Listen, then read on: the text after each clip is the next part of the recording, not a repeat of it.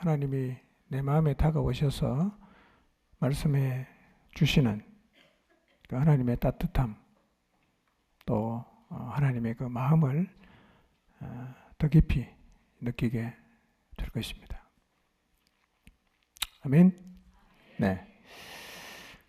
가정의 원형을 회복하기 위해서는 결국 가족이 모두 믿음의 자리에 서야 합니다.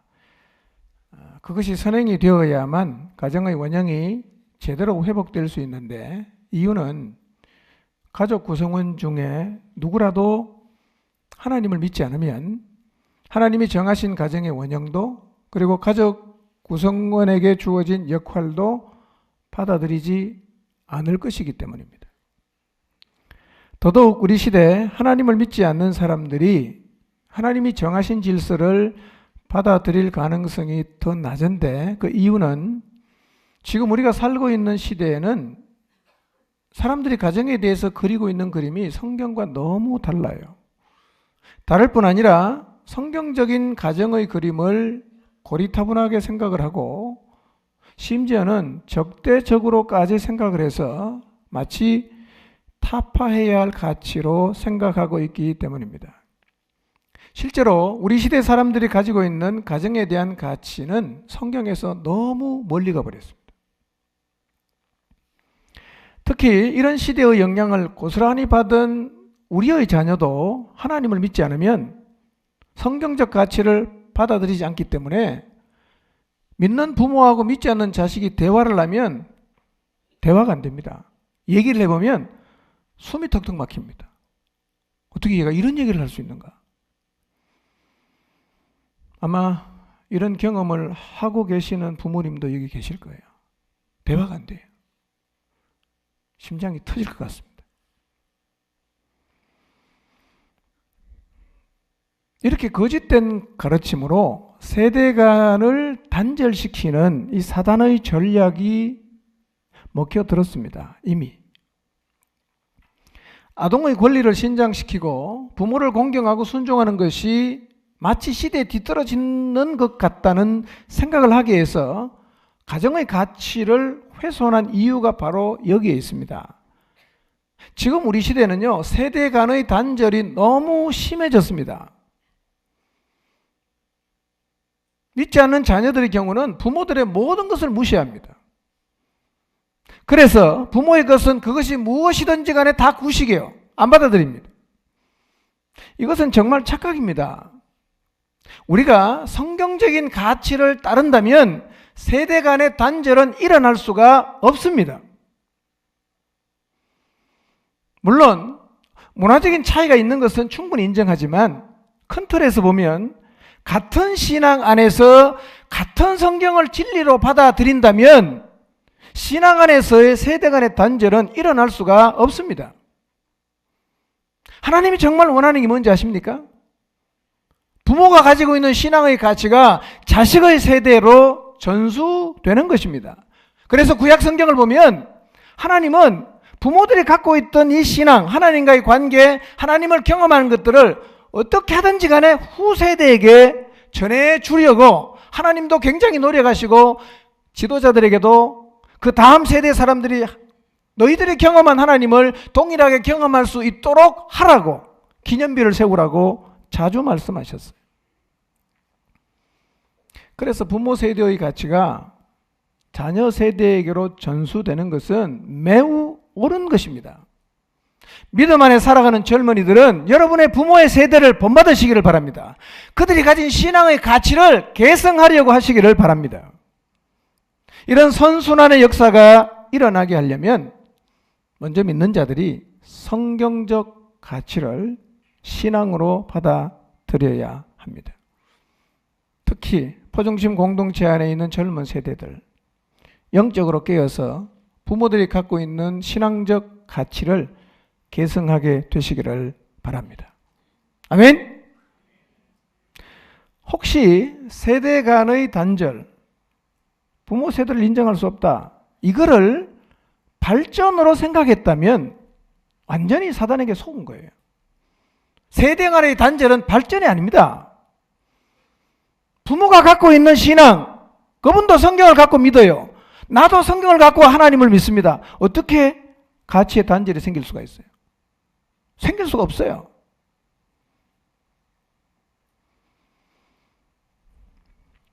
여러분, 신앙적 가치는 세대가 물려가도 결코 단절될 수 없다는 사실을 마음에 깊이 새기시기를 바랍니다.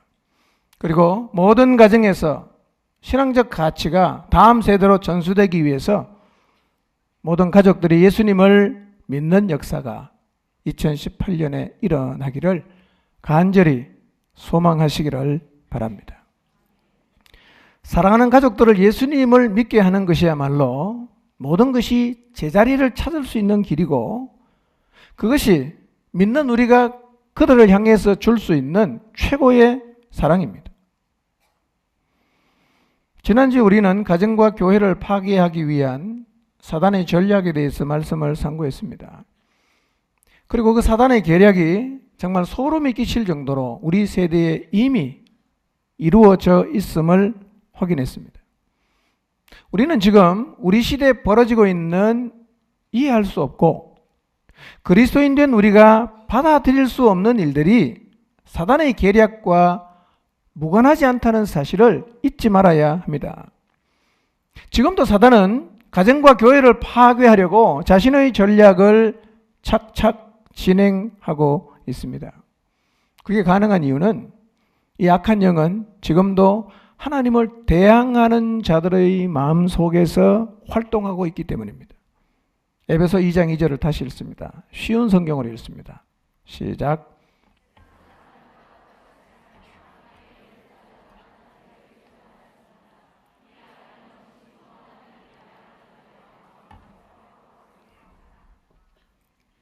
이 악한 영은 지금도 어디에 석사하고 있다고 그랬습니까?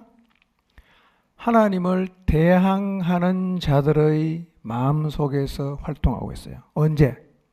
지금도. 그러니까 하나님을 믿지 않는 사람을 활용해서 그의 가치를 심어주는 것은 매우 쉬운 일입니다. 그래서 이미 다수를 차지하고 있는 불신자들을 통해서 그가 세운 계획들을 더 강하게 밀어붙일 것입니다. 외형상으로는 우리가 열세인 것처럼 보입니다. 우선 믿는 사람 숫자가 적습니다. 그리고 온 세상이 사단의 거짓에 속고 있어서 이 사회적인 분위기가 이미 그쪽으로 많이 기울어져 있습니다. 특히 우리 시대는 그런 가치들이 광풍처럼 몰아닥치는데요. 그 흐름을 도저히 막을 수 없을 것처럼 보여서 마음에 낙심이 되기도 하지만, 그럼에도 우리가 낙심하지 않을 수 있는 이유는 궁극적으로 인간의 역사를 주관하시는 분이 하나님이시기 때문입니다. 지금도 하나님은 왕들의 왕이십니다. 주의 주가 되십니다. 그분은 온 세상을 통치하시고 계십니다. 그분은 지금도 나라를, 자기의 주권을 가지고 마음대로 휘두르고 있는 왕들을 움직이는 분이 하나님이에요. 세계 역사의 수레바퀴는 그들이 마음대로 하는 것 같지만 사실은 그 위에 있는 하나님께서 역사의 수레바퀴를 지금도 돌리고 계십니다. 이것은 우리가 구약 성경을 통해서 확인할 수 있습니다. 그 당시에 세계를 지배했던 최강 아수르 왕, 바벨론 왕, 그리고 애굽 왕의 거취를 하나님이 정하셨어요. 그리고 하나님께서 선지자들을 통해서 보내서 예언하신 그대로 그 왕들의 운명이 다 결정이 났어요. 그들이 이스라엘과 싸워서 이겼습니다. 그들은 큰 소리 칩니다. 내가 이스라엘의 신보다 더 높다. 큰 소리를 쳤어요. 그러나 그런 것조차도 하나님이 계획하신 일이었음을 우리는 선지자들의 예언을 통해서 확인할 수가 있습니다. 인간의 역사는 언뜻 보면 이 세상에서 권력을 잡고 있는 자들에 의해서 움직여지는 것 같지만, 그러나 그 모든 것 위에 인간 역사를 움직여가는 손이 있어요. 손. 그 손이 바로 하나님의 손입니다. 인간 역사 위에서 세상을 움직여가는 하나님의 손을 섭리라고 말합니다. 섭리. 인류 역사는 하나님의 섭리에 의해서 움직여져 갑니다. 하나님은 역사 속에서 늘 섭리하셨어요. 그리고 그 하나님의 섭리하심을 따라 인간의 역사는 흘러왔습니다. 그러므로 우리는 사단이 세상을 좌지우지하는 것 같은 세상을 살아갈 때에도 그 위에 진짜 세상을 이끌어 가시는 하나님의 손, 섭리가 있음을 기억하고 흔들림이 없이 하나님 말씀에 순종하면서 살아가야 합니다.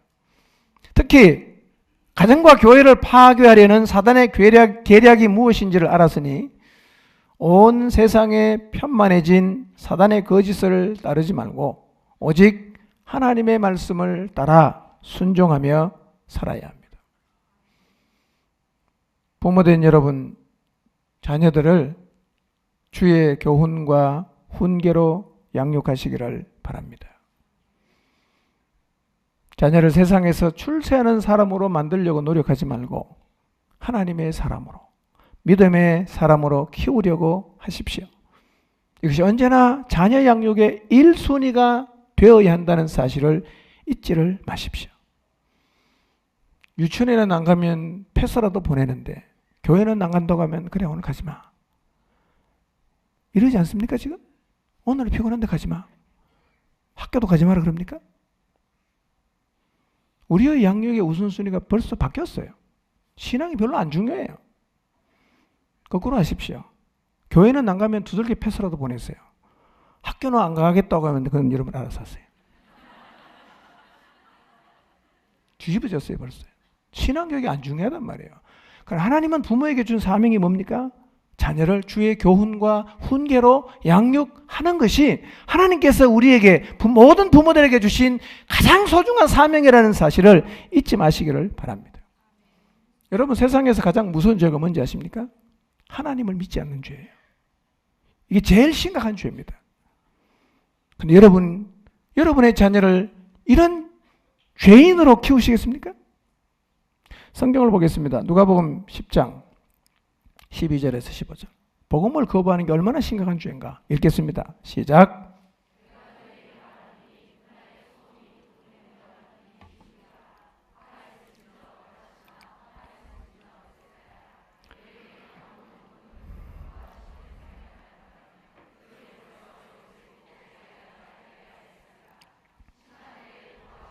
너희보다 견디기 쉬우리라.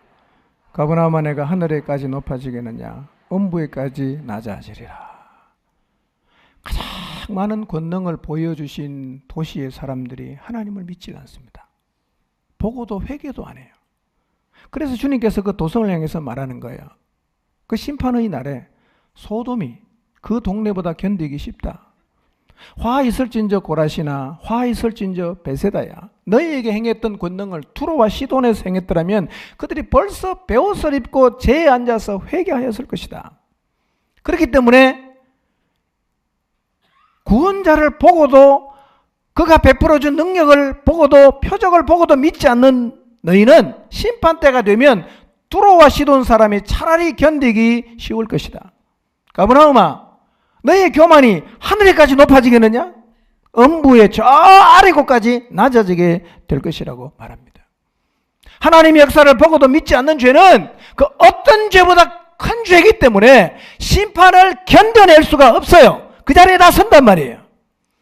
이 사실을 믿는다면 여러분이 사랑하는 자식들이 그 자리에 서지 않도록 제일 먼저 믿음의 자녀로 키우시기를 바랍니다. 예수님 믿는 게 제일 중요하죠. 뭐가 중요합니까?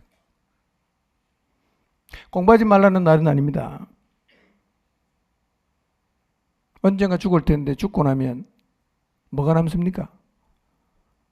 출세 명예를 얻어도 예수님만 믿으면 어디 갑니까? 출세하는 자식이 잘 키운 자식이 아니요. 믿는 자식이 잘 키운 자식이요. 여러분 자식을 소개할 때 이렇게 소개하세요. 사회적인 직위를 붙이지 말고 예수님 믿는 누구입니다. 이렇게 말하세요. 그게 제일 큰 복 아닙니까? 우리 자식 예수님 믿는다. 이게 제일 큰 복 받은 거예요. 아멘입니까? 나중에 주님 앞에 가면 이 말이 정말 가슴 저리게 여러분의 마음속에 다가올 거예요. 주의 교훈과 훈계로 여러분 자식을 양육하시기를 바랍니다. 여러분이 안 키우면 누가 키운다고요? 마귀가 키웁니다. 마귀가.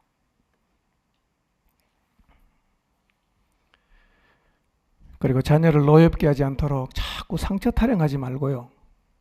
영적으로 깨어서 여러분의 자녀를 노엽게 해서 낙심시키지 않는 부모가 되도록 날마다 깨어서 기도하시기를 바랍니다. 자녀된 여러분들은 부모를 공경하라 하고 순종하라는 말씀 꼭 기억하시기를 바랍니다. 부모 공경하고 순종하라고 하면 지금이 무슨 조선시대냐 이렇게 말하지 마세요. 그 생각 자체가 벌써 우리가 세상의 가치에 물든 거예요. 부모를 가치 있게 여겨서 존중하고 부모에게 순종하시기를 바랍니다. 아멘? 자녀들, 부모 가치 있게 생각하세요. 존중히 여기세요. 반드시 경어를 쓰세요. 중요합니다. 말이 달라지면요, 말의 내용도 달라집니다. 한번 해보세요. 야자하면 욕이 쉽게 나옵니다. 경어 쓰면 욕이 안 나와요. 이 나쁜 놈의 새끼님 이런 말이 안 돼요. 네. 근데 막 말하면 쌍욕이 막 나옵니다. 이 하나님 말씀을 신앙으로 받아들이시기를 바랍니다. 네. 우리 집에도 아직 우리 자녀들이 경어를 썼다가 나왔다가 왔다 갔다 꼭 물어봐 주시길 바랍니다. 네. 효선이 형국에 꼭 물어봐 주시기 바랍니다. 오늘 끝나고 물어봐 주세요. 너 경어 쓰고 있냐? 물어봐 주세요. 고쳐야 됩니다. 이 젊은이들 다 고치시기 바랍니다. 부모에게 경어를 쓰세요. 이게 성경의 가르침이에요. 예. 부모는 친구가 아닙니다. 부모예요. 부모. 잊지 마세요. 이거 다 무너뜨리니까 세상이 개판된 겁니다. 지금 성경으로 돌아가야 됩니다. 아내 된 여러분, 제발 자아를 꺾고 남편을 여러분의 머리로 인정하십시오. 남편에게 순종하고 남편을 돕는 배필의 자리로 돌아가십시오. 남편의 정체를 규명하세요. 내 머리입니다. 이것이 가정을 만든 하나님의 질서입니다. 우리 사회 풍조로 보면 말도 안 되는 이야기지만 세대를 본받지 말고 하나님의 질서를 믿음으로 받아들여 순종하시기를 바랍니다. 남편 된 여러분, 그녀는 내 뼈 중에 뼈요 살 중에 살입니다. 그녀는 곧 나입니다. 그리스도께서 교회를 위해 자신을 주신 것처럼 아내에게 여러분을 주시기를 바랍니다. 아내 바보가 되어서 평생을 살아가시기를 바랍니다. 아멘? 딴 데 자꾸 눈 돌리지 말고, 예, 아내 바보가 되어서 아내만 사랑하고, 예, 그렇게 평생을 살아가십시오. 날마다 가족 구성원의 정체를 규명하세요. 그리고 하나님이 정해주신 질서에 전적으로 순종하시기를 바랍니다. 이 하나님이 정해주신 질서가 흐려지거나 마음에서 지워지지 않도록 여러분의 가슴에 확실하게 새기시기를 바랍니다. 그리고 또 하나 기억해야 될 것, 가정의 원형은 절대로 다양화될 수가 없습니다. 딱 하나밖에 없습니다. 이것밖에 없다는 사실을 신앙으로 받으시기를 바랍니다. 이 모든 사실은 성경이 말씀하고 있는 진리입니다. 겸허하게 받아들여야 합니다. 각자가 자신의 역할을 깨닫고 순종하려는 노력을 하고 있다는 소식을 듣고 있습니다. 너무 감사한 일입니다. 하나님도 기뻐하실 거예요. 이게 회복이 되고 나면 굉장한 일이 일어날 거예요. 그러나 이 노력이 반짝하다가 멈추지 않도록 하십시오. 이 말씀은 신앙으로 진리로 받아야 한다는 사실을 기억하고 이 하나님의 질서에 순종하는 아름다운 간증들이 우리 모두의 삶 속에서 계속해서 들려지게 되시기를 바랍니다. 그런데 이렇게 가정의 원형을 확실하게 회복하기 위해서 뭐가 필요하냐면 가족에다 예수님을 믿어야 됩니다. 그래야 성경이 말씀하고 있는 가정의 올바른 원형이 회복되는 출발선에 설 수가 있습니다. 아직도 여러분 가정에 믿지 않는 가족이 있는 분이 있습니다. 어떻게 하면 믿지 않는 가족을 구원할 수가 있을까요? 가족 구원은 먼저 믿는 자들의 평생 숙제입니다. 그래서 가족 중에 한 사람이라도 믿지 않고 있으면 어떻게 하면 사랑하는 가족을 구원할 수 있을까? 이 숙제를 완수하기 위해서 정말 우리가 고민을 많이 합니다. 다시 한번 이 숙제를 우리 모두의 마음속에 담고 2월과 3월을 우리 모두 함께 가족을 구원하는 일에 힘을 쏟는 달이 되게 하려고 합니다. 지금 여러분의 가정에서 믿지 않는 사람은 누구입니까? 그리고 그의 구원을 위해서 내가 할 수 있는 일이 무엇이라고 생각하십니까? 가족의 구원을 위해서 할 수 있는 일이 많이 있을 것입니다. 근데 가장 먼저 믿지 않는 가족의 구원을 위해서 우리가 할 수 있는 일, 그리고 해야 하는 일이 있다면 그것은 바로 기도하는 일입니다. 아마 대개는 믿지 않는 가족을 위해서 기도를 많이 하셨을 것입니다. 많은 시간 가슴앓이를 하고 수많은 밤 잠을 못 이루며 고뇌하시기도 하셨을 것입니다. 2월, 3월 다시 가족 구원을 위해서 기도하자고 하니까 하라고 하니까 하긴 하겠지만 지금까지도 잘 안 됐는데 이번에 또 기도한다고 잘 될 수 있을까라는 의구심을 먼저 갖게 되는 분도 계실 것입니다. 혹시 이 기도가 과연 효과가 있는 걸까? 기도하면 정말 될까? 이런 생각이 자꾸만 든다면 오늘 여러분이 하나님 앞에서 어떤 마음의 자세를 가지고 기도했는지를 한번 돌아보시기를 바랍니다. 어떤 자세로 기도를 해야 되는가? 오늘은 여기에 대해서 한번 말씀을 상고해 보도록 하겠습니다. 오늘 우리가 읽은 본문의 말씀에서 예수님은 기도하는 우리의 자세가 어떠해야 하는지를 설명하기 위해서 한 가지 비유를 드셨어요. 그 비유를 통해서 우리의 기도하는 자세가 이러해야 된다라고 가르쳐 주고 계십니다. 먼저 예수님이 하신 비유를 살펴보겠습니다. 1절을 봅니다. 읽습니다. 시작.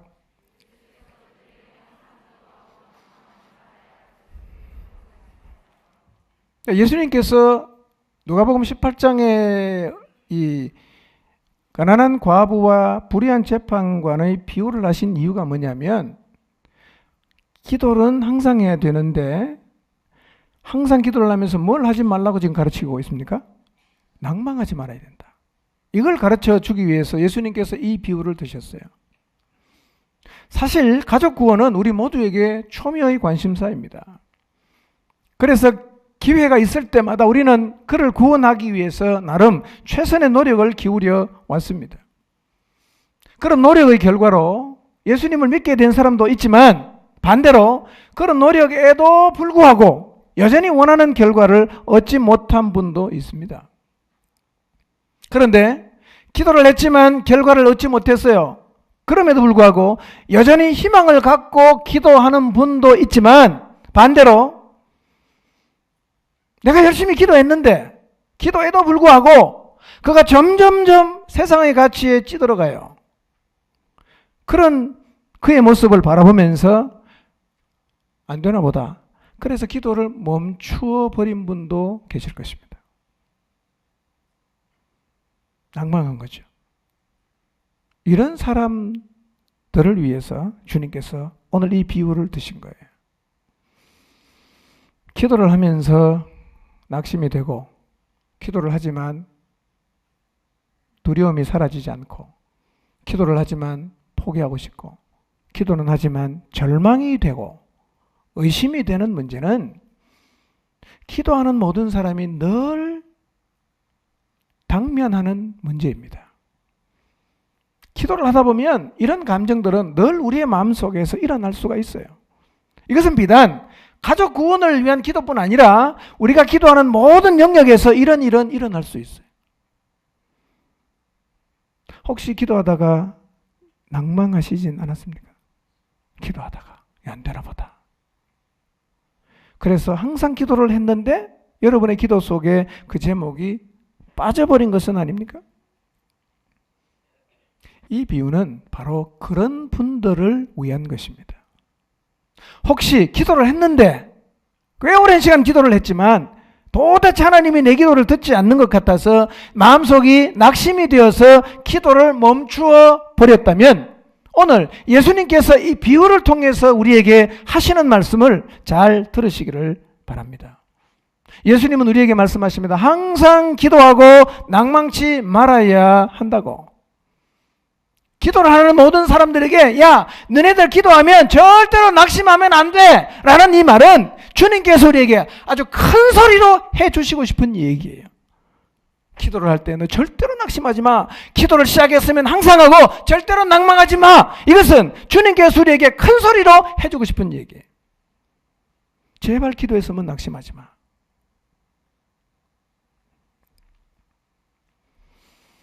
어쩌면 우리는 내가 지금 낭망할 수밖에 없는 것이 오히려 합당하다고 하나님에게 항변하고 싶어 할지 몰라요. 하나님 이렇게 오래 기도했는데 내 아이 보세요. 점점 더 나빠지잖아요. 근데 저보고 계속 기도하라고요? 난 그만할랍니다. 제가 이 상황에서 기도를 멈추는 것은 오히려 합당하지 않습니까? 하나님이 안 해줬잖아요. 이래서 기도하다고 낙심한 것이 오히려 합당하다고 하나님을 향해서 항변하고 싶은 분도 계실 거예요. 그런데 예수님이 하신 비유를 보니까 기도를 한다면 정말 낙심하지 말아야 한다는 것이 확실하게 깨달아진단 말이에요. 아, 맞네. 기도하면 진짜 낙심하면 안 되겠네. 왜 그런가? 기도하는 사람이 낙심하지 않아야 되는 것에 대해서 주님이 하신 비유를 한번 우리가 봅시다. 2절부터 5절까지 읽겠습니다. 시작.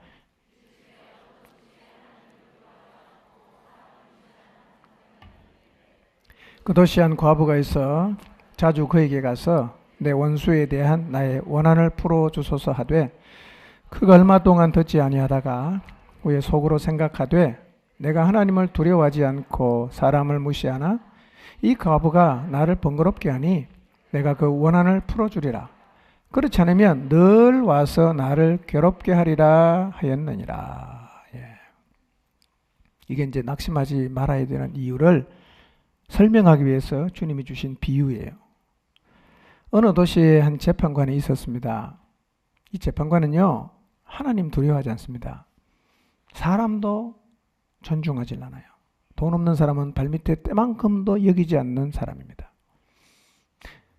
그러니까 이 사람은 은혜와 긍휼을 거의 기대하기가 어려운 매우 교만하고 자기밖에 모르는 사람입니다.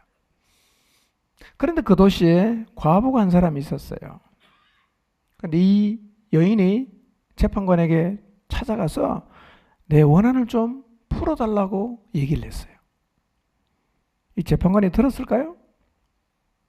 하나님도 두려워하지 않고 사람을 존중하지 않는데 돈도 없고 힘도 없고 백도 없는 여자가 와서 도와달라고 하니까 들어줄 리가 없죠. 당연히 안 들어줍니다. 그런데 이 여인이 계속 찾아와서 호소를 해요. 어제도 왔는데 오늘 또 오고 내일도 올 것 같아. 계속 찾아오는 겁니다. 얼마 동안 이 여인의 호소를 무시하던 이 불의한 재판관이 사무실에 앉아서 가만히 생각을 해보니까 이런 생각이 들었어요. 야, 내가 정말 세상에 무서운 게 없는데 저 여자가 매일 찾아와서 나를 귀찮게 하니까 그 여자를 위해서가 아니라 내가 귀찮아서라도 저 얘기는 빨리 좀 들어줘야겠다 라고 말을 했다는 것입니다. 하나님도 두려워하지 않아요. 사람을 전혀 무서워하지 않는 이 불의한 재판관도 전혀 들어줄 이유가 없는 힘없는 과부의 소원을 다른 이유가 아니라 귀찮다는 이유로 들어줬다면 하물며 우리를 너무 사랑해서 자기 아들을 보내주신 하나님께서 너희가 드리는 기도를 들어주는 것은 너무나 당연한 얘기가 아니겠냐? 라고 예수님께서 비유를 통해서 말씀하시는 거예요. 그래서 이 비유를 통해서 우리가 기억해야 되는 것은 기도를 했으면 낭망하지 말아야 된다는 거예요. 여러분, 하나님이 불의한 재판관보다 낫습니까? 어떻게 하나님을 불의한 재판관에 비할 수가 있겠습니까? 그런데 가난한 과부의 사정에 전혀 관심도 없고 긍휼의 마음이 하나도 없는 이 불의한 재판관이 단지 귀찮다는 이유 때문에 이 과부를 도와서 원한을 풀어줬다면 하나님이 너희들의 기도를 듣는 것 더 이 얘기하면 입이 아프다 그 얘기입니다. 더 말할 필요가 없다는 거죠. 그러니까 기도를 시작했으면 뭘 하지 마라. 낭망하지 말라고 말씀만 하는 것입니다. 낭망하지 말고 이 과부처럼 하나님 앞에 계속 나가서 기도를 드리라는 말입니다. 남편의 구원을 위해서 소원하는 예물을 드리는데 어떤 사람은 600번 이상입니다. 어떤 사람은 거의 300번. 또 최근에는 가족의 구원을 위해서, 부모의 구원을 위해서, 자녀의 구원을 위해서 수십 번씩 그 마음을 담아서 하나님 앞에 헌금하는 분이 계십니다. 읽을 때마다 마음이 찡합니다. 하나님이 보시고 계시지 않겠어요? 그러므로 시간이 좀 걸린다고 해도 여러분이 기도를 시작했다면 절대로 낭망하지 마시기를 바랍니다. 만약에 기도를 했는데 내 눈에 상황이 잘 기도대로 펼쳐지지 않는 것 같아서 낙심하는 마음이 생기려고 하면 그때 누구를 기억해야 되겠어요? 불의한 재판관을 기억하세요. 불의한 재판관. 하나님도 두려워하지 않고 사람도 무서워하지 않고 너무나 교만하고 세상에 아무도 무서워하지 않는 이 이기적인 사람이 귀찮다는 이유로 가난한 과부의 얘기를 들어줬다면 하물며 하나님이 내가 기도하는데 당연히 들으시지. 그 마음이 생길 때마다 불의한 재판관을 여러분 기억하시기를 바랍니다. 여러분 하나님이 기뻐하시고 우리에게 약속하신 것을 여러분이 기도하고 있다면 기억하십시오. 반드시 그 기도가 응답되는 자리에 여러분 모두가 서게 될 것입니다. 가족 구원을 위해서 아마 여러분 많이 기도하셨을 거예요. 그런데 너무 진전이 안 되니까 변화가 없으니까 여러분이 막 저 깊은 곳에서부터 낭망하는 마음이 생겨나고 있다면 예수님께서 비유를 통해서 하신 이 말씀을 마음에 깊이 새기시고 멈추지 말고 항상 그 문제를 들고 주님 앞에 나가셔서 기도하시기를 바랍니다. 비유를 마친 다음에 예수님께서 교훈하십니다. 6절입니다. 읽겠습니다. 시작. 네. 불의한 재판장이 한 말을 마음에 담아두시기를 바랍니다. 나 하나님 두려워하지 않는다. 나 사람 무시한다.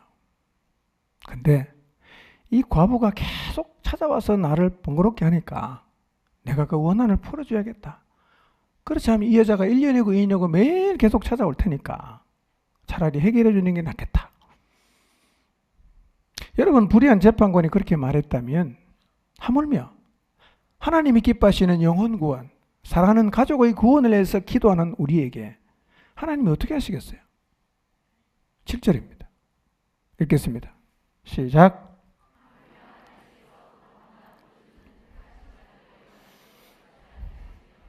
네. 네. 불의한 재판관의 비유를 너희들 한번 들어봐라. 그가 어떻게 말했는지 한번 들어봐라. 하물며 하나님께서 그 밤낮 부르짖는 택하신 자들의 원한을 풀어주지 않겠느냐? 여러분 자녀의 구원을 위해서 기도하다가 포기하셨습니까? 부모님의 구원을 위해서 계속 기도하다가 포기하셨나요?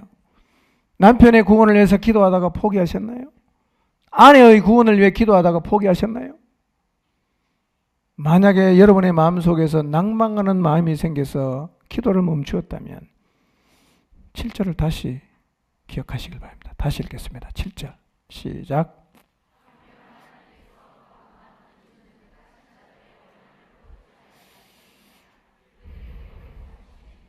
아멘. 밤낮 부르짖는 택하신 자들의 소원을 하나님은 들어주십니다. 여러분 하나님은 우리의 기도를 무시하지 않습니다. 하나님이 불의한 재판관보다 낫다는 것 말할 필요가 없는 사실 아닙니까? 2번 말하면 그건 정말 잔소리가 되는 말입니다. 우리가 기도하면 하나님이 반드시 응답하십니다. 근데 하도 기도를 하다가 낭망을 많이 하니까 주님께서 비유까지 들어주시면서 너희가 기도를 한다면 뭘 하지 말라고 말씀하십니까? 낭망하지 말라고 말씀하십니다. 여러분 기도하면 하나님이 다 들어준다는 말은 기도를 하는 게 최고 이익입니다. 기도를 하는 사람이 가장 지혜로운 사람입니다. 기도할 수 있다는 것은 최고의 축복이요 특권입니다. 기도하는 게 최고 이익입니다, 여러분. 예. 다시 기도를 시작하시기를 바랍니다. 하나님은 모든 사람이 구원받기를 소원하십니다. 그래서 영혼 구원을 위한 기도는 반드시 하나님이 응답하십니다. 최근에 저는 기도를 드릴 때마다 우리 공동체 안에서 믿지 않는 자녀들이 떠오릅니다. 믿지 않는 남편도 떠오르고요. 믿지 않는 부모들의 이름도 떠오릅니다. 그래서 하나님의 도우심을 구하게 됩니다. 이제 우리 모두가 한 마음이 되어 믿지 않는 가족의 구원을 위한 기도를 시작합시다. 기도하면 하나님이 반드시 들으시고 내가 기도한 그 영혼의 구원을 허락해 주실 것입니다. 여러분이 기도하고 있는 사랑하는 여러분의 부모님, 또 여러분의 남편, 여러분의 아내, 그리고 여러분의 자녀들이 하나님께로 돌아와서 하나님 앞에 굴복하고 하나님 말씀 앞에 순종하는 사람으로 선 것을 한번 꿈꿔보시기를 바랍니다. 그가 주님에게 돌아와서 신실한 그리스도인으로 살아가는 꿈을 한번 꾸어보시기를 바랍니다. 지금의 자리에서는 그 일이 너무나 불가능해 보이고 진짜 꿈 같은 일처럼 생각이 될지 모르나 오늘 이 시간 하나님 앞에서 그 꿈을 꾸시기를 바랍니다. 그리고 그 꿈을 이루기 위해서 기도하면 들어주시는 하나님 앞에 기도를 새로운 마음으로 시작하시기를 바랍니다. 하나님은 우리가 기도하면 너무 확실하게 응답해 주는데 이런 주님의 약속에도 불구하고 사람들이 기도를 하다가 너무 쉽게 낭망을 하니까 이걸 너무 안타까워 하시는 것입니다. 여러분, 기도를 하다가 낭망한다는 말의 의미가 뭐겠습니까? 왜 기도를 했는데 낭망을 합니까? 이런 겁니다. 내가 오늘 기도했는데 10분 뒤에 하나님이 당장 기도에 응답한다. 그러면 아무도 낙심하지 않을 거예요. 그런데 기도를 시작했는데도 낙심한다는 말은 우리의 기도가 응답을 받는 자리에 가기까지 그 과정 속에서 때로는 절망하게 만드는 상황을 지나가기도 하고 우리의 시간표와는 전혀 다르게 진행이 되는 상황 앞에도 서게 된다는 말이죠. 그러니까 낭망하겠죠. 기도를 했는데 속을 더 썩이는 거예요. 기도했는데 마음이 더 완악해지는 거예요. 야, 이거 안 되나 보다. 그래서 우리 마음이 낭망하게 되지 않겠습니까? 여러분, 그런데 비유에 나오는 과부도 재판관에게 가자 말자 해준 게 아니에요. 한동안은 좋은 반응이 없었어요. 불의한 재판관이 한동안은 이 가난한 과부가 찾아왔을 때 콧방귀도 끼지 않았을 거예요. 그래서 과부가 찾아오면 지나가는 개가 왔나 이런 정도로밖에 생각을 안 하고 무관심, 핀잔, 그리고 모욕을 했을 것입니다. 그런 대우를 계속 받으면서 만약에 이 여인이 생각하기를 역시 안 되나 보다 라고 포기를 했다면 이 여인은 자신의 원한을 풀지 못했을 것입니다. 그런데 이 여인은 그런 상황에도 불구하고 낭망하지 않았어요. 계속해서 갑니다. 불의한 재판관 앞에 가서 원한을 좀 풀어주세요. 원한을 좀 풀어주세요. 계속 갔단 말이에요. 그러다가 결국은 그 원한을 풀게 되었습니다. 우리가 기도를 응답받는 자리로 나간다는 게 그런 거예요. 여러분, 가족 구원을 위해서 다 기도를 하지 않았겠습니까? 그런데 기도를 하는 만큼 1시간 하고 2시간 하고 10시간 하고 금식을 하면 내가 기도하는 그 대상이 점점 하나님을 향해서 마음이 열리고 그리고 하나님께로 나오겠다는 어떤 조짐을 보인다면 아무도 낭망하지 않을 것입니다. 열심히 기도했는데 더 상황이 절망스러워 보여요. 열심히 기도했는데 점점 더 어두워지는 것 같아요. 그리고 기도를 했는데 오히려 더 반발하고 때로는 하나님을 모욕하고 전혀 대화가 되지 않는 자리에 서게 될 수도 있어요. 이런 순간에 우리가 보일 수 있는 반응은 두 개입니다. 하나는 뭡니까? 과부처럼 낭망하지 않고 끝까지 나가는 거고, 또 하나는 낭망하고 포기하는 거예요.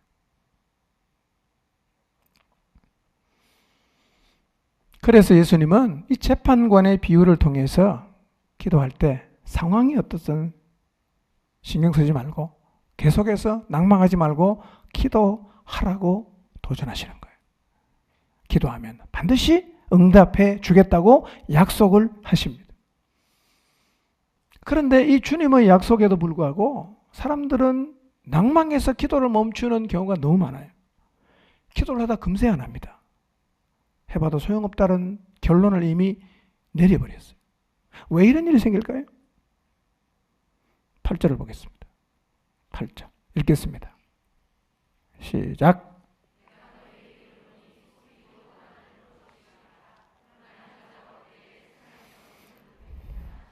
네. 여러분, 하나님은요, 밤낮 부르짖는 택하신 백성의 간청을 오래 참지 않고 속히 그 원한을 풀어주십니다. 그러므로 기도는 어떤 상황에서도 멈추지 않고 계속 하기만 하면 됩니다. 그러면 반드시 하나님이 주시는 응답의 자리에 서게 될 것입니다. 여러분, 오늘부터 여러분 가족의 구원을 위한 기도를 시작하십시오. 그리고 내가 기도하는 그 상대의 반응이 어떻든 신경 쓰지 마시고 하나님 앞에 계속 기도하는 자리에 머무르십시오. 그러면 반드시 여러분이 기도한 대로 기도하는 그 사람이 주님께로 돌아와 예수님 믿는 광경을 여러분이 보게 될 것입니다. 그런데 상황을 이기고 계속 기도하려고 하면 한 가지가 필요합니다. 뭐가 필요할까요? 믿음이 필요합니다. 믿음이 있어야 돼요. 불가능해 보이는 상황을 끝까지 밀고 나갈 수 있는 힘이 뭐냐면 믿음이에요. 그런데 주님께서 이렇게 말씀하십니다. 인자가 올 때에 세상에서 믿음을 보겠느냐 이렇게 말씀하셨어요. 인자가 올 때에 세상에서 믿음을 보겠느냐. 그러니까 이런 얘기입니다. 주님이 오실 때가 되면 사람들이 다 믿음을 잃어버려서 기도를 하긴 하지만 다 낭망해서 중간에 관두게 될 것이라고 주님께서 말씀하셨어요. 성경은요, 우리의 기도에 대해서 하나님이 응답한다는 약속을 여러 군데서 하셨어요. 자, 몇 군데 한번 읽어보겠습니다. 요한복음 14장 13절과 14절입니다. 읽겠습니다. 시작. 너희가 내 이름으로 무엇을 구하든지 내가 행하리니 이는 아버지로 하여금 아들로 말미암아 영광을 받으시게 하려 함이라.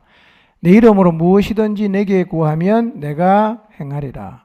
구하면 내가 행하겠다고 반복해서 약속하시고 계십니다. 여러분, 가족의 구원을 위해서 예수님의 이름으로 구하면 하나님이 행하십니다. 믿습니까? 하나님이 행하십니다. 예. 마가복음 11장 24절입니다. 마가복음 11장 24절. 읽습니다. 시작. 그러므로 내가 너희에게 말하노니 무엇이든지 기도하고 구하는 것은 받은 줄로 믿어라. 그리하면 너희에게 그대로 되리라. 자, 기도하고 구하는 것은 어떻게 믿으라고요? 받은 줄로 믿어라. 그리하면 어떻게 된다? 그대로 된다. 자, 이 말씀 그대로 여러분의 가족 구원을 위해서 기도하고 받은 줄로 믿으시기를 바랍니다. 아멘? 가족 구원을 위해 기도하고 받은 줄로 믿으십시오. 자, 반복적으로 성경을 통해서 예수님은 기도하면 들어주겠다고 약속을 줬어요. 그런데 사람들은 이 약속을 잘 안 믿는단 말이에요. 여러분, 혹시 이 주님의 탄식이 인자가 올 때 세상에서 믿음을 보겠냐라는 이 주님의 탄식이 나를 보시고 하시는 것은 아닌지를 한번 생각해 보세요. 마지막 때 세상에서 믿음을 가진 사람이 있겠냐? 라는 주님의 탄식이 나를 보고 하시는 말씀은 혹시 아닐까를 한번 생각해 보시기를 바랍니다. 여러분, 주님을 진짜 믿으시기를 바랍니다. 주님을 믿으세요. 주님이 믿음이 없다고 책망도 여러 번 하셨는데 믿음이 있다고 칭찬하신 경우도 많지는 않지만 있어요. 대표적으로 주님이 탐복한 믿음이 하나가 있어요. 예, 주님도 깜짝 놀란 이방인이었는데 너무 주님이 마음에 속 들 정도로 믿음이 있어서 주님이 이 사람의 믿음을 칭찬하셨어요. 이 믿음이 어떤 믿음인가 한번 보겠습니다. 누가복음 7장 9절입니다. 여러분 모두도 이 믿음을 꼭 갖게 되시기를 바랍니다. 자, 읽습니다. 9절 시작. 예수께서 들으시고 그를 놀랍게 여겨 돌이키사 따르는 무리에게 이르시되 내가 너희에게 이르노니 이스라엘 중에서도 이만한 믿음은 만나보지 못하였노라 하시더라. 자, 이 백부장이 도대체 어떤 믿음을 가졌길래 주님이 이렇게 탐복하시고 칭찬하셨는가? 7장 1절부터 쭉 읽어보시면 이 백부장의 종이, 그가 살아가는 종이 병이 들었어요. 그래서 유대의 장로들에게 부탁했습니다. 예수님에게 좀 부탁해서 자기 이 종을 좀 낫게 해달라고. 그러니까 유대의 장로들이 예수님에게 찾아갔습니다. 이 사람은 이방인이지만 우리 민족을 너무 사랑하고 회당도 지어준 사람이니까 이 사람의 부탁을 외면하지 마시고 좀 들어주십시오 라고 간곡하게 부탁을 했어요. 예수님께서 그 얘기를 들으시고 유대의 장로들과 함께 백부장의 집으로 가십니다. 오시면 너무 좋잖아요. 그런데 이 백부장이 집이 멀지 않은 곳에 주님이 오실 때쯤 돼서 친구를 보냅니다. 그리고 예수님에게 이렇게 말합니다. 주님, 더 수고하실 것 없습니다. 저는 주님을 내 집에 모실 만한 자격도 없습니다. 그래서 제가 감히 주님에게 나갈 엄두도 못 냈습니다. 그저 말씀만 해 주십시오. 그러면 내 종이 나을 것입니다. 왜냐하면 나도 상관을 모시고 있는 사람이고 내 밑에도 병사가 있어서 내가 이 사람들에게 가라고 하면 가고 오라고 하면 오고 또 내가 종들에게도 이것을 하라고 하면 하고 하지 말라고 하면 안 합니다. 그러니 주님이 그냥 말씀만 하셔도 충분히 낫겠습니다. 라고 얘기를 했다는 겁니다. 주님이 이 얘기를 듣고 이 백부장이 가졌던 믿음을 탐복을 하십니다. 여러분, 백부장이 가진 믿음이 어떤 믿음이에요? 백부장이 가진 믿음은요, 예수님하고 예수님의 말씀을 같은 수준으로 인식을 합니다. 예수님이 안 오셔도 예수님이 말씀만 하시면 오신 것하고 똑같다는 거예요. 이런 믿음을 보시고 예수님이 탐복을 하셨어요. 이런 얘기입니다. 예수님은요, 말씀을 절대 믿는 믿음을 요구하시는 거예요. 주님이 여러분의 집에 찾아오지 않아도, 주님이 여러분 인생 가운데 다가오지 않아도 그분이 말씀하시면 그것이 주님이 오시는 것하고 똑같은 걸로 인정해서 그 말씀을 절대로 믿는 믿음을 주님은 칭찬하십니다. 이런 믿음을 가져야 돼요. 그런데 이와 대조되는 사람이 한 사람이 있어요. 그 사람이 누구냐? 부끄럽게도 예수님의 12제자 중에 한 명이었어요. 이방의 백부장의 믿음은 주님이 탐복을 하시는데 자기의 제자인 도마의 믿음을 보시고는 주님이 책망을 하십니다. 다른 제자들이 우리가 주님을 봤다. 그러니까 도마가 이렇게 말합니다. 내가 그의 손에 못자국을 보고 손가락을 그 못자국에 넣고 그리고 내 손을 옆구리에 넣어보지 않고는 나는 안 믿겠다. 공언을 했어요. 나는 확인하기 전에는 안 믿겠다. 8일이 지났어요. 그때는 도마도 있었어요. 예수님 오셔서 너희에게 평강이 있을지어다 라고 말씀하신 다음에 도마를 지목해서 말합니다. 야, 너 손가락을 이리 내밀어 내 손을 봐라. 그리고 내 손을 내밀어서 옆구리에 한번 넣어봐라. 도마 얘기를 다 듣고 계셨잖아요. 그렇죠? 듣고 계시다가 지금 얘기하는 거예요. 그 다음에 주님 이렇게 말씀하셨어요. 그리고 믿음 없는 자가 되지 말고 믿는 자가 되라. 그 다음에 주님 이렇게 말씀하십니다. 요한복음 20장 29절입니다. 읽겠습니다. 시작.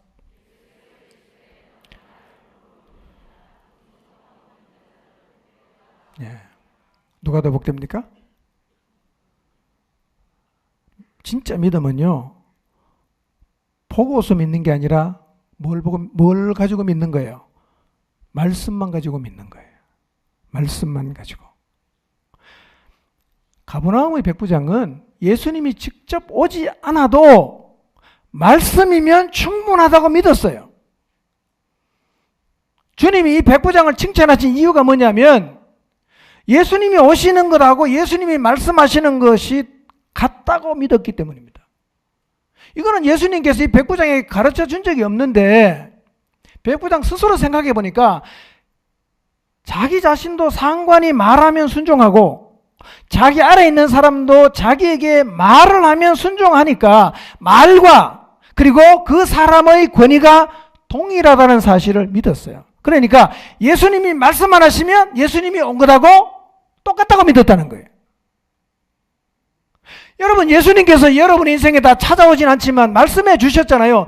이 말씀을 믿음으로 받으면 예수님이 오신 거랑 똑같습니다.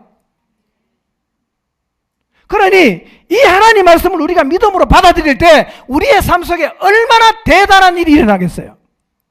말씀해 주셨어요. 나는 이 말씀을 주님이 오신 것하고 동일하게 내가 인정을 하고 이 말씀을 받아들여요. 이 믿음이 우리의 삶 속에 놀라운 역사를 일으킨단 말이에요. 주님 이런 믿음을 보시고 칭찬하셨어요. 우리 안에 이런 믿음이 있다면 결코 기도를 멈추지 않게 될 것입니다.